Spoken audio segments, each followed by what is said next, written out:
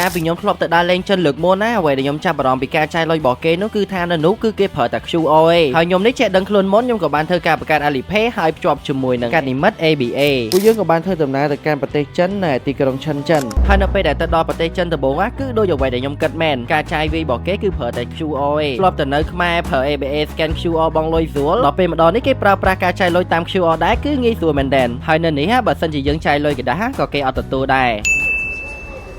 You accept this? What? No. No.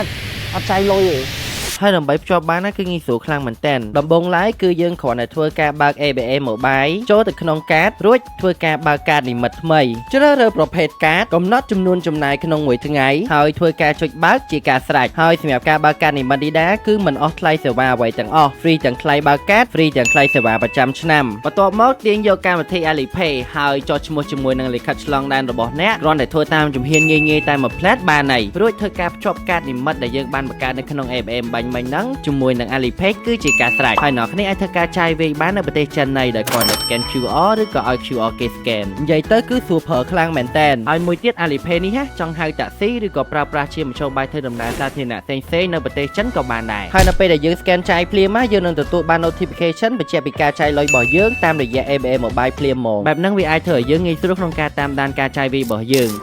អូ sorry អូខេនេះកន្លែង scan គេនេះអូប្រសេះបាត់គាត់អានេះជួយចេញប្រសេះបាត់អូ6អស់6យន់ខ្ញុំចុច done ហើយហ្នឹង Is it already? Okay បានហើយបានញ៉ាំបាត់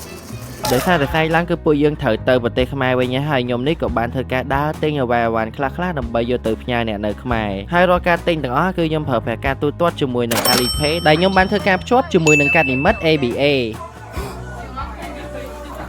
ងាយស្រួលខ្លាំងមែនទេបាទស្អែកឡើងលីហេងក៏បានយកលុយដែលចេះហ្នឹងយកទៅទិញរបស់របរកដោផ្ញើអ្នកនៅប្រទេសខ្មែរហើយគាត់ក៏បានធ្វើការទូទាត់តាម Alipay ដែរនិយាយទៅគាត់តែភ្ជាប់ ABA Mobile ជាមួយនឹង Alipay នេះហើយការចាយវាយនៅប្រទេសចិនគឺងាយស្រួលខ្លាំងមែនតើបើសិនអ្នកគ្នាមានដំណើរកម្សាន្តមកកាន់ប្រទេសចិនអីកុំភ្លេចធ្វើការភ្ជាប់កាតនិមិត្ត ABA ជាមួយនឹង Alipay ផង